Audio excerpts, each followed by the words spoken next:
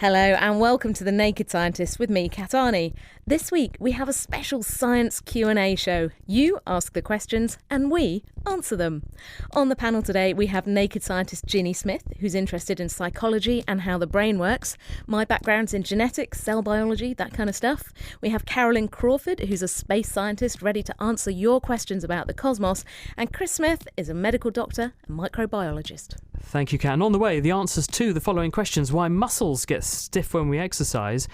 Should you listen to music when you're trying to revise, or will it put you off? And do you sneeze in your sleep? The Naked Scientist podcast is powered by ukfast.co.uk.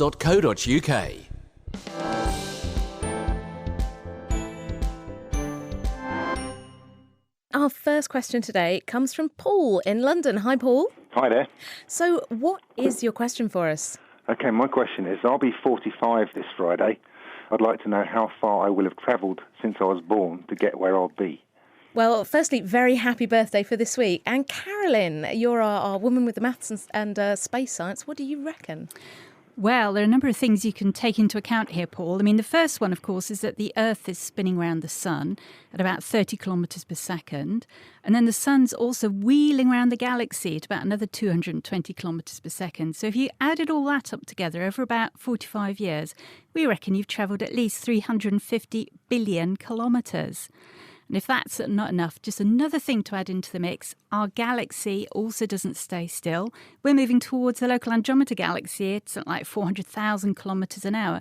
That's about over 500 billion kilometres in your lifetime. Wow. Bet you didn't realise you were an interstellar traveller. Well, there you go. Thank you very much, Paul. Thank you. Now we have Amelia on the phone with a question. Hi, Amelia. Hello. Hello. What is your question for us? My question is, how do stinging nettles sting? Have you been stung recently? Yes, Oh, no. Where did you get stung? in the bottom of my garden. In the bottom or in the bottom of your garden? Yeah.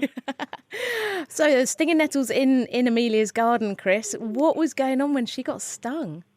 The answer is that stinging nettles have all over their leaves lots of tiny needles, and if you look at the leaves and stems of a stinging nettle closely or use a magnifying glass, you'll see these tiny little things sticking out of the leaf surface, and they are hollow, and they're made of silica, the same stuff that sand is made from.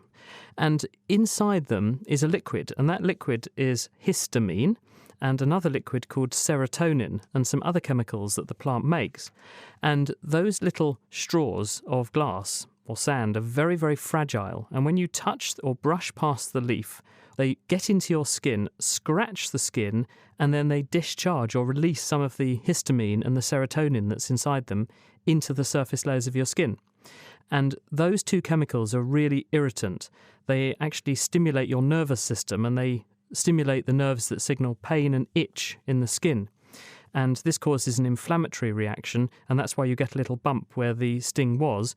The reason the stinging nettles do it, of course, is to warn you off of treading on them or eating them in future, because if you get a painful contact with a stinging nettle, you know to watch out for them in future and avoid them. And so they've evolved to do that as a means of defence. Does that all make sense to you, Amelia? Yes. Did you do anything like rub a dock leaf on your stings? No. No, did you just style it out and deal with the pain? Yeah. I was going to ask the rest of the people in the studio, do people believe the dock leaf thing? Because you're meant to rub dock leaves on stings. Do you think that helps? Is there any science behind that? I have done it before. Whether it's actually any better than rubbing any old leaf, because we know that if you've hurt yourself, rubbing it makes you feel better. And that's because you're stimulating all the other nerves that are going on. You're stimulating your touch sensors, and that kind of overpowers that feeling of pain. That's why if you bumped your knee, you give it a rub. But I don't actually know if there's anything in the chemistry of dock leaves that makes them better. I reckon it's No, probably I the don't think rubbing. there is. I think you're right. There's something called the gate theory of pain that Melzack and Wall came up with about 40, 50 years ago.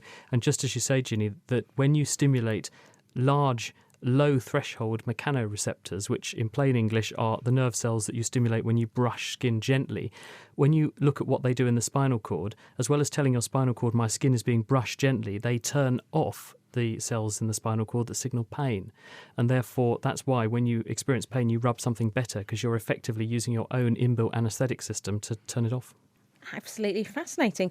Thanks very much for your question, Amelia. We have a question that has come in for Ginny. This is from James Bentley, and he has asked us, why do crabs walk sideways? Well, the simple answer is because it's the way their knees bend. So if you think about our knees, they bend forwards, and that allows us to take a step forwards. Whereas crabs, their legs are on the side and their knees bend outwards, so they can only move sideways.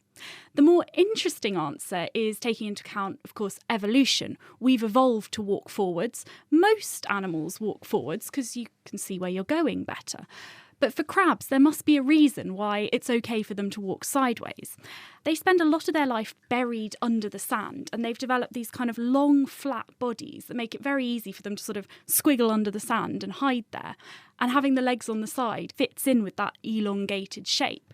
And they also don't really need to walk that fast. They're scavengers. They don't chase prey very much. So actually, they don't need to be great runners. And being able to hide has been more useful for them. Does the crab nebula move sideways? No, it moves outwards in every direction very, very fast. That fits with another question we had in from Rich Baker, who asked, how can two galaxies collide in an expanding universe? This is a very good question, and it's one that comes up quite often because, as you say, we know the whole universe is expanding. And what you have to be clear here is that space is expanding and it's pulling the galaxies along for the ride. However, if two galaxies are close enough to each other, that gravity that they feel each other's gravity, that overrides the motion of the expanding space, so they can move through the space towards each other. So, for example, our galaxy and the Andromeda Galaxy, our nearest neighbouring galaxy, are so close, they're only about 2.5 million light years apart. Oh, hardly any distance at all. Well, believe me, it isn't in space terms. But that's near enough that they're feeling each other's gravity and they're getting pulled towards each other. In about 6 billion years, we're going to collide. So it's just, if galaxies are close enough that their mutual gravity dominates over the expansion of space, that's when you get them colliding. That is a great question. Chris, well, I think it's time to hear a little bit about some of the news that we've got going on this week. What have you got for us? Well, Kat, there's a very interesting story which has come out from researchers at Ohio State University who have made this oil-water separating sieve, which I read with great intrigue because I thought, well, that can come in useful when you're cooking Sunday dinner, because instead of pouring your gravy, which has got oil and fat mixed together, into one of those separating funnels, actually you could just pour it through a sieve made of this material that they've come up with, and it would just separate it for you. So how does this work then? Come on. Well, what they were doing was, first of all, looking at how they could make self-cleaning mirrors, in fact. They were trying to make a surface that would just shed water or shed oil. And then they discovered that you could actually apply this to a thin stainless steel mesh and it would do the same thing. The way it works is, first of all, they spray onto a stainless steel mesh some particles of effectively sand. It's silica nanoparticles, and that makes the surface a bit bumpy. They then layer on top of that a polymer which is called PDDA because it's got a horribly long, unpronounceable name. But embedded in that polymer are some surfactant molecules. And surfactants are chemicals that break the surface tension of water. They make water much less sticky. And the effect of this is that the water will very happily spread out across the surface, but oil hates the surface, so it forms little droplets. And if you make a mesh of this material and hold it over a jug at a slight angle, you can then pour a mixture of water and oil through the sieve.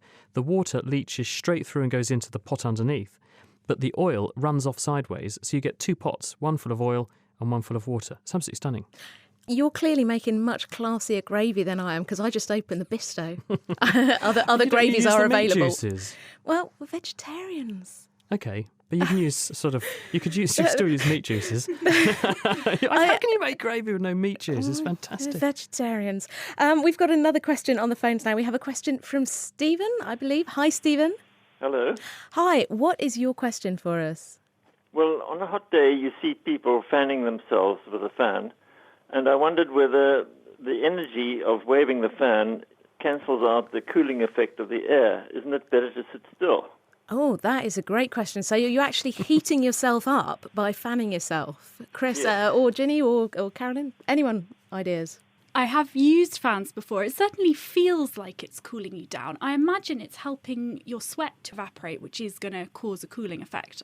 I mean, if you're holding one of those huge fans when you're fanning a queen, those giant ones, I imagine that takes quite a lot of energy. But if it's a little sort of handheld fold-out thing, I wouldn't have thought it takes too much energy to fan.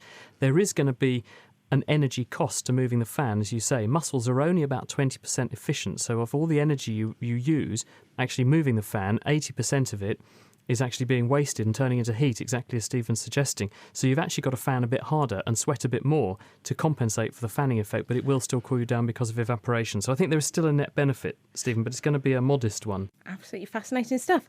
Great question here from Tad Davison, and he wants to know, why is it that comets often look green in photos, but not when looked at with the naked eye? Carolyn, what do you think? Again, this is such a good question. You look at these wonderful pictures in coffee table astronomy books and you have these multicoloured swirls, nebulae, comets. They all look fantastically coloured. But when you look at them through the telescope with your naked eye, it's often disappointing. They're sort of grey and whitish. And the problem is not with the comet or the nebula, it's with your eye, because the part of the eye that detects faint diffuse substances, these are the rods. They're round the outside of your eye. They're not colour sensitive. It's the cones at the centre of your eye that are colour sensitive. And so if you can see something faint and fuzzy through a telescope, you won't be picking up the colour. And that's why, whereas a camera, of course, doesn't have any of those problems, it picks up all the colours that there are. So it's to do with your eye rather than anything to do with the comet.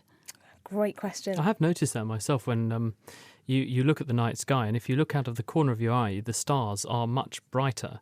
And then you look at them and they seem to almost disappear, especially if it's a star that's a little bit dim in the first place, and you can see the star and you look at it and then it's gone. And that's why, because you're then focusing it on the centre of your retina where you've got these cones which are, they're pretty good at seeing text on a bright screen, but they're not very good at seeing dark things. Yep, you're exactly right. You are listening to The Naked Scientist with me, Kat Arney, and today I'm joined by Ginny Smith, Carolyn Crawford and Chris Smith, and we're answering your science questions. Still to come, we'll be finding out how to make clear ice cubes and whether you can smell happiness. Now, the next question I wanted to ask was to you, Ginny. We've had a question in from Nick Watts, and he says, I was watching my daughter doing some revision while she was listening to music at the same time on her headphones. It occurred to me maybe she shouldn't do both, as her brain will only be concentrating more on the music, which she likes, rather than the subject she's revising, which she doesn't. Is there any science to back this up? Well, the studies are quite mixed on this, and it depends a lot on what kind of music it is, what kind of person his daughter is, and what she's studying. So there's a lot of evidence that listening to some music... So what you're saying, she studies music, it's quite important to be able to listen to music. For a start. There's something called the Mozart effect, where the original finding was that listening to some Mozart before you did a task boosted performance on that task. It's now been debunked. It's not just Mozart. It works with pop music, rock music, pretty much anything. Basically, listening to some music gets you hyped up. It puts you in the right mindset to do lots of different tasks and can help with concentration, memory, all sorts of things. But that's having it on before you start studying. When they've tested out people studying, doing memory tests with music on, most of the time it does cause detrimental effects to their performance. Sometimes they even found that it's worse when you like the music. But as I say, it does vary from music to music. So music with lyrics we think is a lot worse than music without lyrics, because your brain's kind of getting distracted by the words, trying to follow along with them, and therefore not concentrating on what you're reading. I have to say, I've just been working on writing a book, and I've had this playlist that's kind of very minimalist electronic music. It's basically just repetitive bleeps and beats just quietly going on, and I found that's really helped me focus. It sort of shut out all the nonsense and, I listen to Sigur Rós because they sing in a language that I don't understand, so again, I don't get distracted by the words. But the other thing is, music can make boring things more fun. So if you're doing a boring, repetitive task, like running or data entry, entry, something like that, then music actually can improve your performance because you don't get so bored. And if it's something that you're an expert at already, then it can be beneficial. So surgeons often listen to music while performing operations.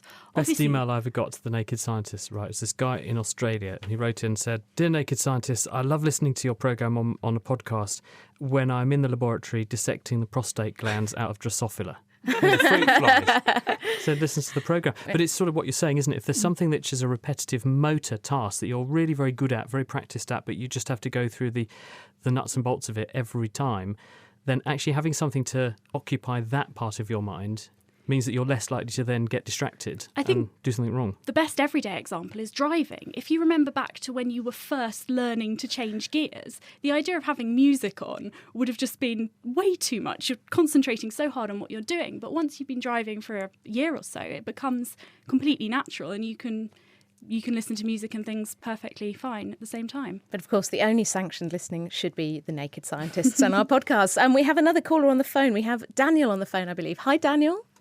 Hello, Kat. How are you? I'm good. What is your question for the Naked Scientists? Okay, so you work out and then your muscles cool down. After your muscles cool down, you tend to get stiff. What's causing that stiffness? Okay, Chris, what do you think's going on here? Well, I think that the way muscles work is that you have lots of contractile elements or contractile filaments inside a muscle cell. If you look at these down a microscope, what you see are long threads of one particular kind of material called actin, and they're linked up to another kind of material called myosin. And on the end of the myosin is this thing called a myosin head, and it's like a little ratchet or grappling hook. And the myosin crawls along the actin, making the muscle get shorter. And so every time you contract your muscle, you are pulling these two sets of contractile filaments against each other, relative to each other. And after prolonged exercise, yes, there'll be potentially some chemical injury to the muscle because of things like lactic acid, because when you exercise a muscle and it can't get enough blood quickly enough, then some of these byproducts build up, including lactic acid. But actually what you do to the muscle is you make some of those fibres tear or break down and become a little bit damaged.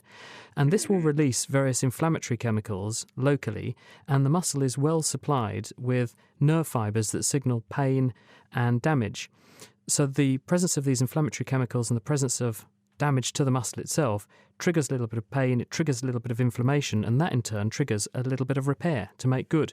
But the stiffness you experience the next day is because you have stretched all these various elements, and as a result, the repair going on is felt as pain, so that you know to be a bit more careful with the muscle while it's getting better the next day. It's excellent. Thank you very much. It's an honor, Dr. Smith. I have a question related to this. So I find I like to do a lot of weightlifting, believe it or not. And I feel fine the day I do it and then the next day. But it's 2 days later. I can't sit down and get up properly. What's going on there? I think it's probably a similar thing. Most people, it's worn off by 2 days, though, Kat. I think you're just hopelessly unfit. There's also what people call a runner's high, which is when you do exercise, you get this release of all these hormones from your brain, which make you feel really, really good. And some of those hormones actually also act as painkillers. So while you've still got those going around in your body, they're acting as painkillers. It's not till that's worn off that suddenly you start sort of noticing how much the exercise actually hurt. So I stop feeling like Wonder Woman and then I can't put my bra on. Yeah. Okay. Very good point, though, Ginny.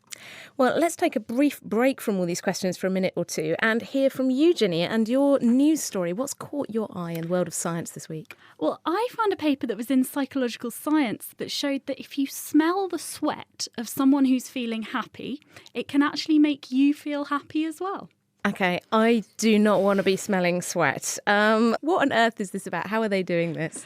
It's one of those studies that you kind of don't want to have signed up for, but they got some men, 9 of them, to watch videos that made them feel either happy, neutral or fearful while they had sweat-collecting pads taped under their arms. And then the poor researchers cut up these pads into little sections and gave them to various women to smell and measured various things in those women to see if their mood was influenced. Can the smell of a man's sweaty pits tell you whether he was happy or fearful? What's interesting is that we're not always that good at telling how we feel. So the researchers wanted to use a few different measures to see if they could detect even kind of subconscious happiness.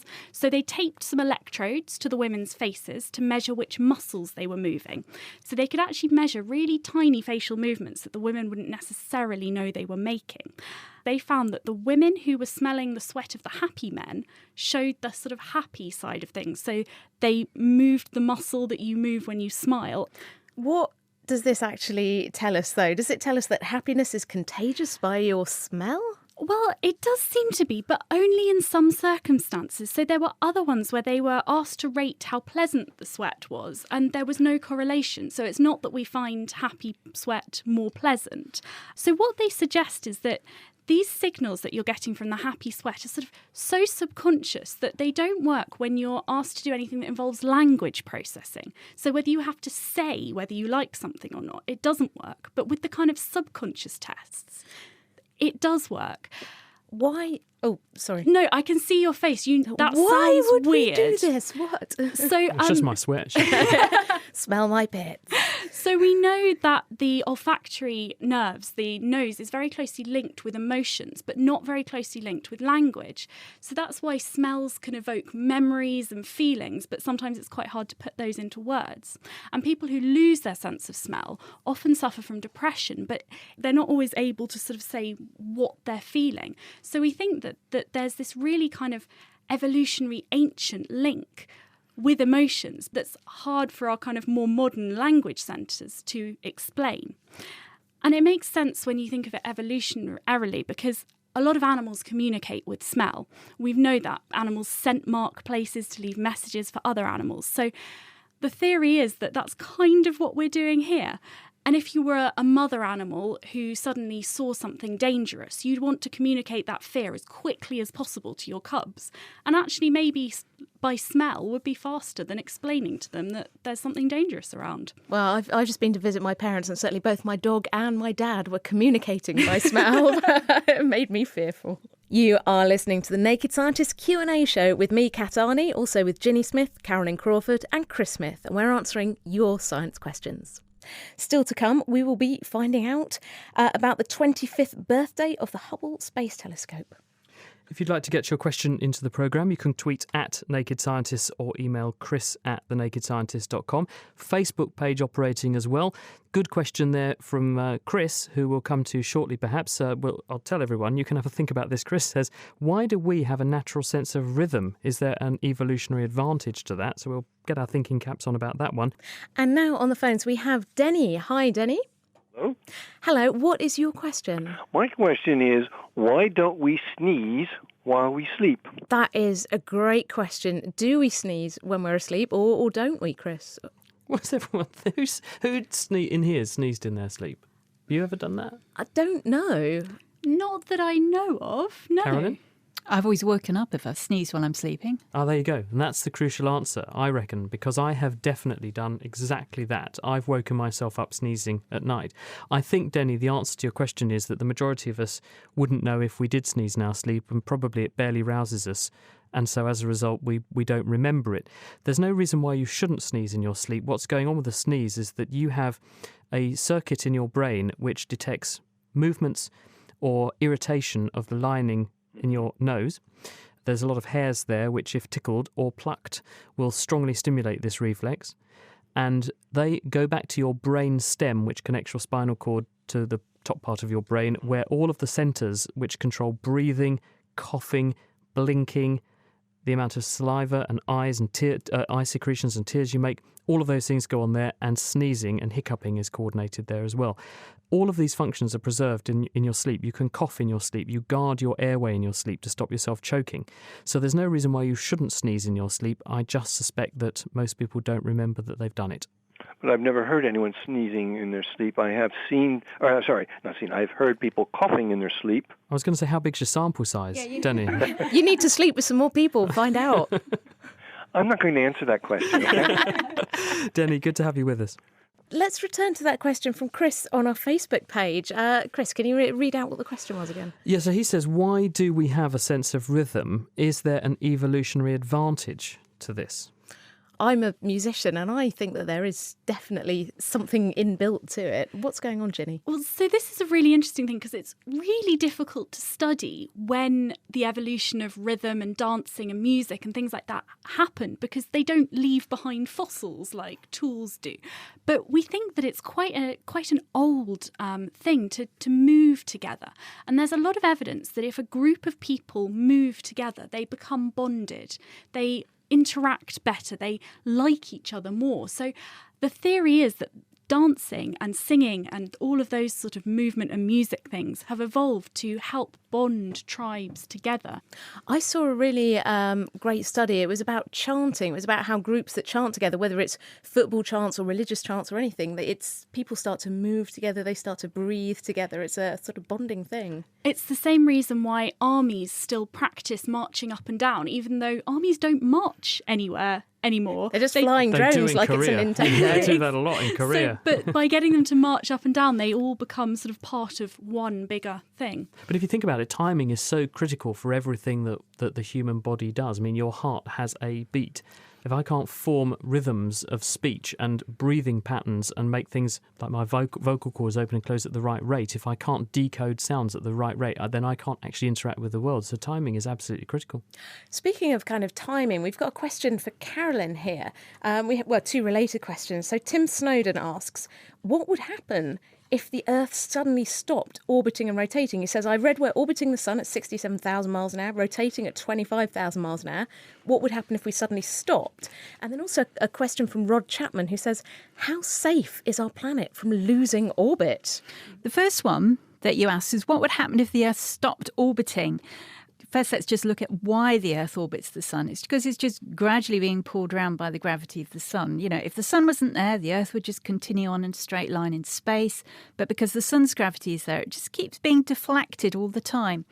So the minute it stops orbiting, there's nothing left for it to do other than to fall straight into the sun. And it doesn't take long to do this. Sort of back of the envelope calculation suggests it's something over 2 months, less than 100 days. Anyway, it's just going to fall straight towards the sun. It's going to get hotter as it does so. Oh, yeah, Ginny's looking very dismayed at this news. I'm afraid it's not good news. She likes the hot bit, but she doesn't like the fact she's only got 100 days to enjoy it. She won't like this hot bit. It gets too hot for life pretty rapidly, and very rapidly we kind of cross the orbit of Venus. That moves us out of this habitable zone, the safe zone for life around the sun. And by the time you're well into the orbit of Mercury, you're going to start getting temperatures on the surface, thousands of degrees. You're going to get rock melting. And when you get really close to the sun, of course, you've got tidal forces. So the front end of the Earth feels a different gravity from the back end of the Earth. So it's going to get stretched and squeezed and kind of the whole Earth will disintegrate. So that's really what would happen if the Earth stops orbiting. But just to stress, this is a thought experiment. So we come on to the last question about how safe is our planet from losing that orbit.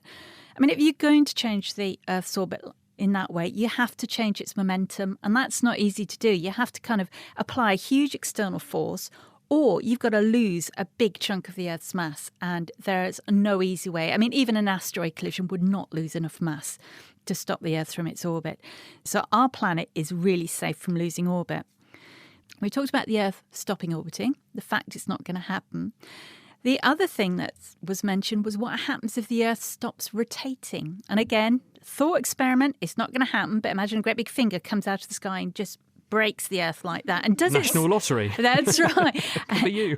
So imagine it's a really sudden movement.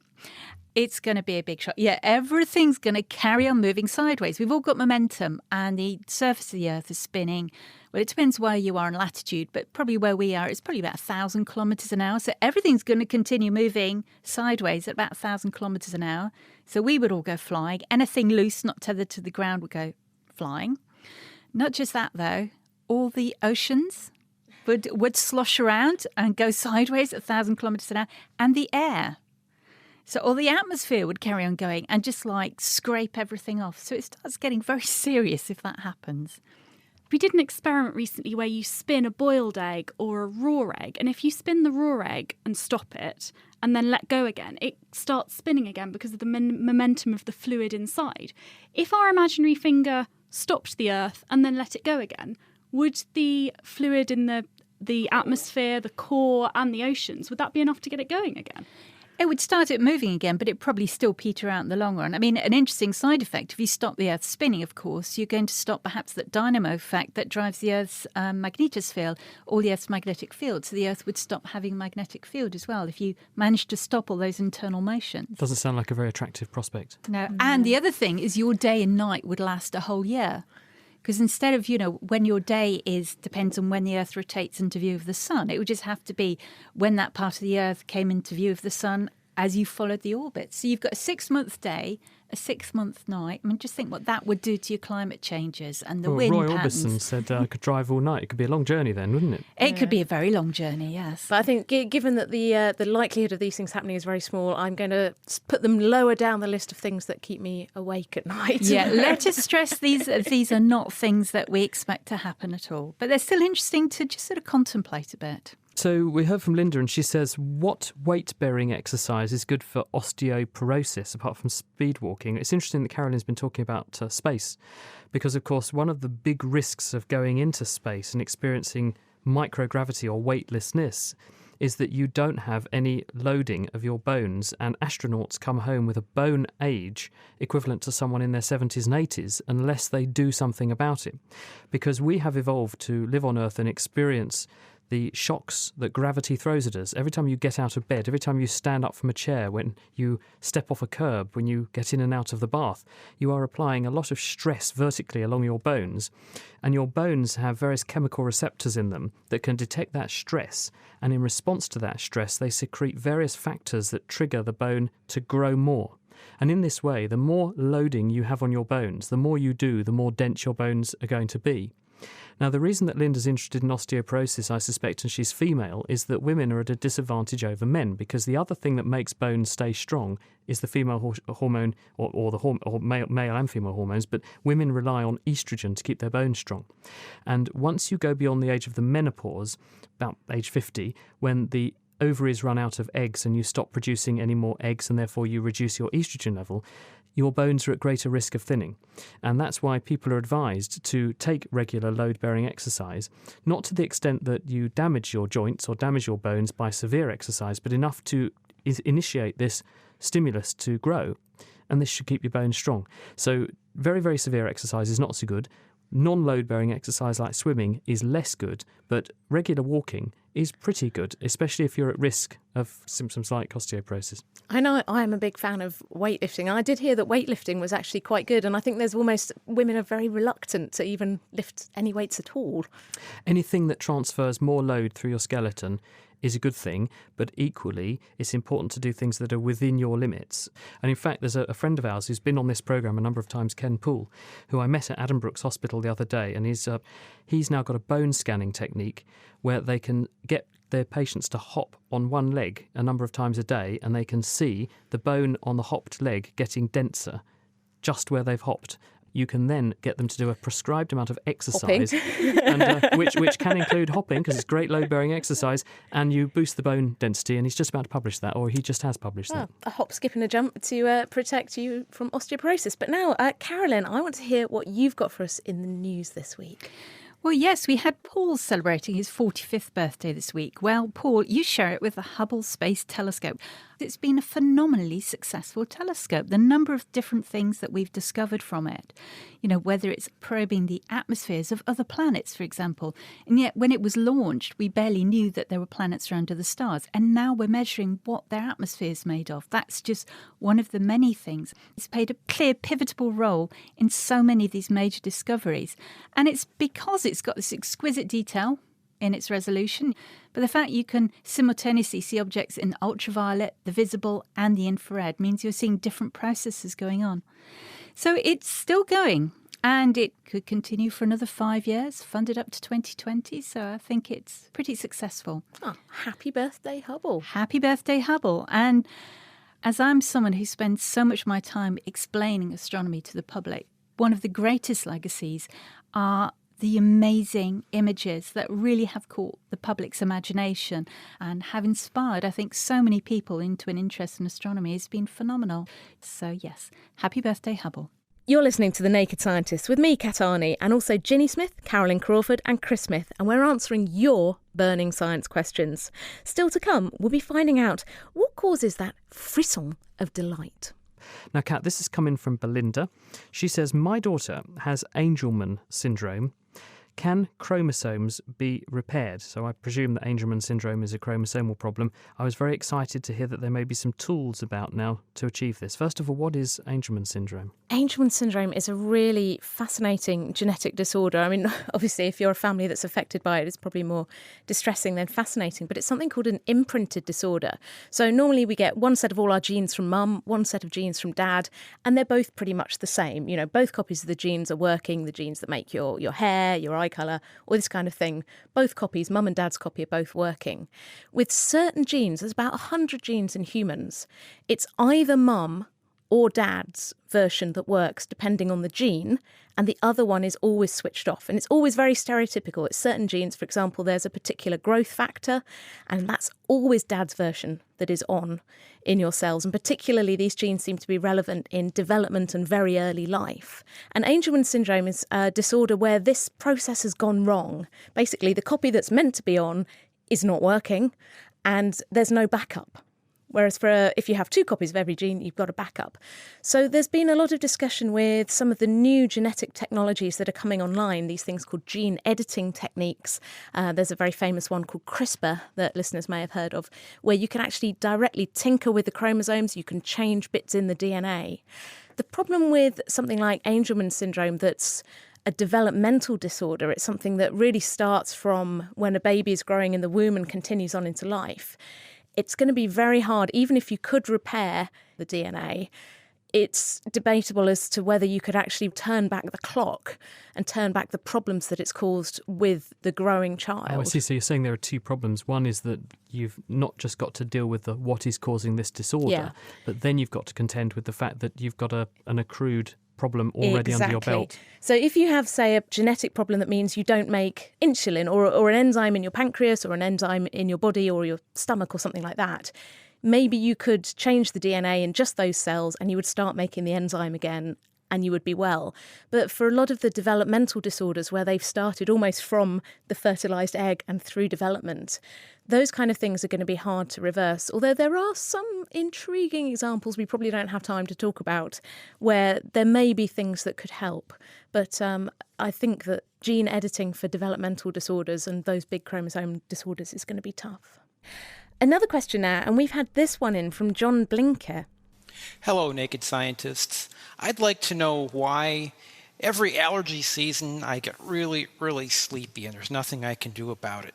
I understand it might have something to do with histamine, but I don't understand that, and I wonder if you guys can explain it to me. Thanks very much. Love your show. Love you too, John. But what do you reckon, Chris? It's a difficult one, this, isn't it? Because there's a number of things going on here. I know for a fact that when I get a very blocked up nose and claggy throat because of allergy, I don't sleep very well. And so I think that part of this is that we don't get a good night's sleep because you're continuously tossing and turning and sort of clearing your throat and trying to blow your nose and so on. Even when you're asleep, you're still being disturbed in your sleep, so you're not getting restful sleep. And I think that's part of the equation. The other thing is that how do people manage an allergy problem? Well, they take antihistamines because most of that allergy response is the release of histamine in your mucous membranes, eyes, nose, other parts of your body. And the histamine then produces all the symptoms. It causes the itchiness because it winds up the nerve fibres that supply that part of the body. It also causes blood vessels to open up and so-called dilate and become leaky. So you get swelling of the tissue. And this causes your nose to become all puffy.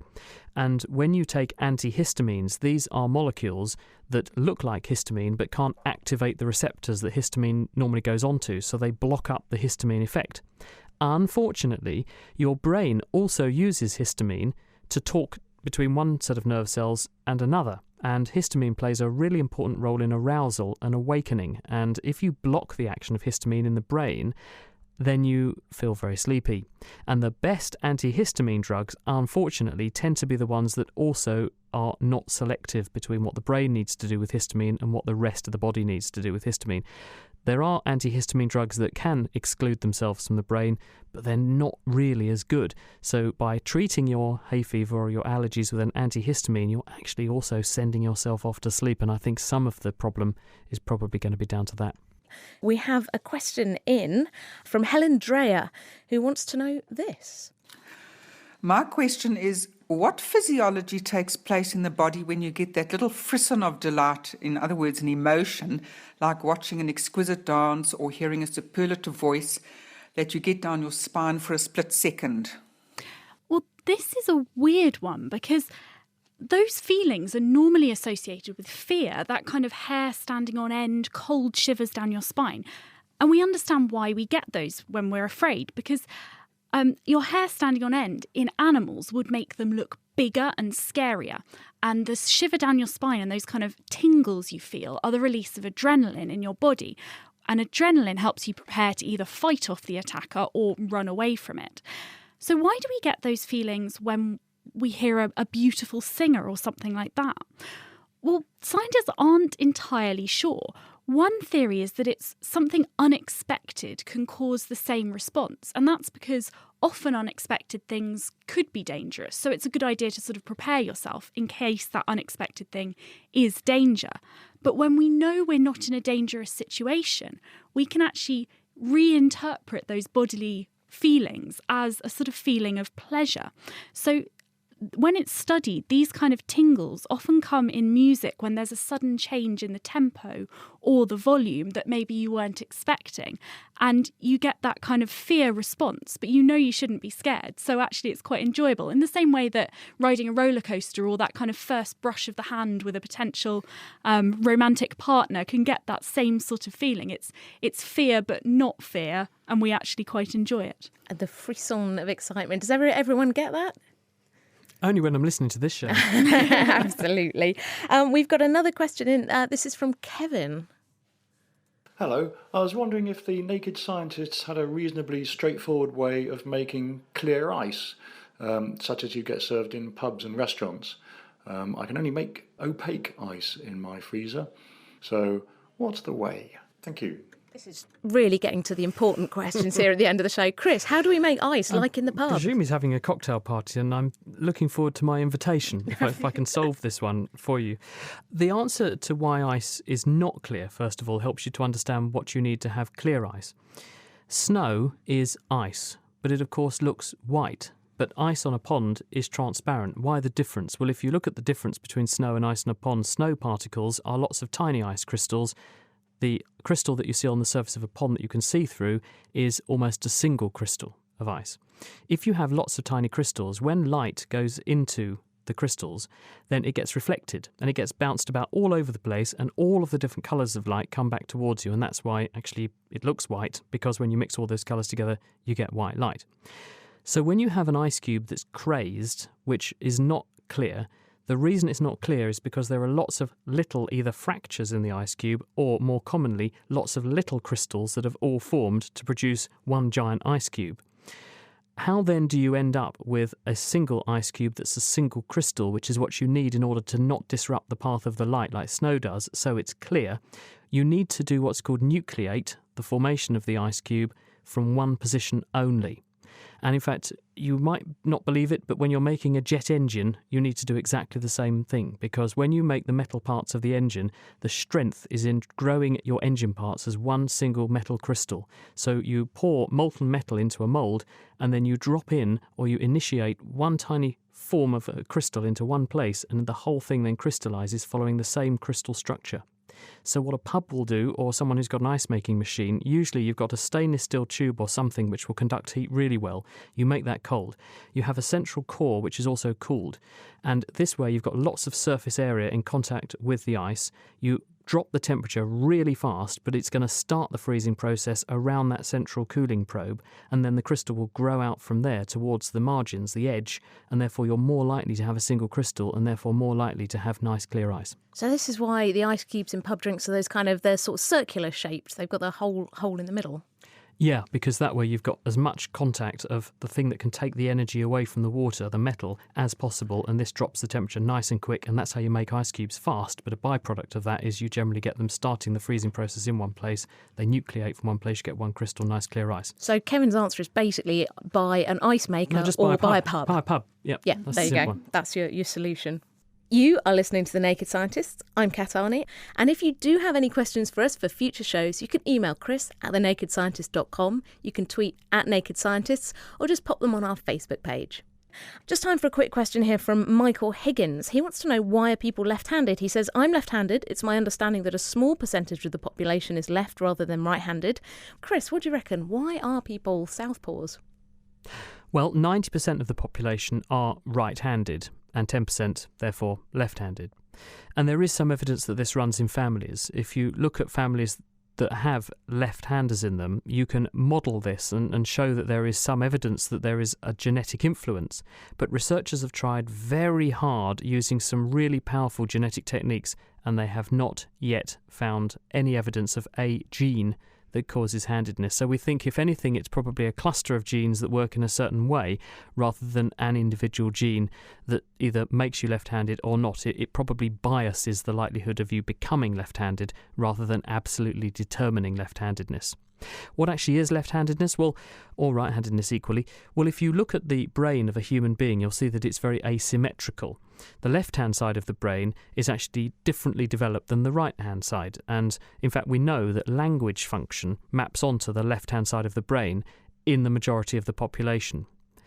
That makes your hemisphere dominant on that side. And because the left-hand side of the brain controls the right-hand side of the body and vice versa, you end up with your right hand being your dominant hand because it's being controlled by your dominant hemisphere. Why it should have happened like that, we don't know, but it's almost certainly something to do with the evolution of language. And really interestingly, if you look back in history, even at cave people from 50 to 100,000 years ago, researchers at the University of Montpellier in France have done this, you can show that they almost certainly were equally handed in the same way we are. The evidence for their study was they went to a primary school and they gave school children a blowpipe and said to them, blow some paint onto a wall using your hand as a stencil. And you can get the picture. You hold the blowpipe in one hand, you blow hard, use your other hand up against the wall as a stencil. What do you get? Well, if you do this with the school children, you find about 90% of the hands that you get on the wall are left hands. Why? Because you're holding the blowpipe with your dominant right hand because it's easier to control it and get the picture you want. If you look at real cave paintings where cavemen have done exactly the same thing, you see the same ratio. So we're pretty happy that cave people who were living tens of thousands of years ago also had this brain asymmetry, also had this handedness, and this is probably going hand in hand, excuse the pun, with the evolution of language. That is it for this week, I'm afraid. Thanks very much to our answerers. That's Ginny Smith, Carolyn Crawford, Chris Smith. Thanks very much to Georgia Mills for production. Join us next time when we'll be delving into the world of video games. What do they do to your brain? Are they really addictive? And can we use the time people spend playing them to solve scientific puzzles too? The Naked Scientist comes to you from Cambridge University and is supported by the STFC and the EPSRC. I'm Kat Arney, and thank you for listening.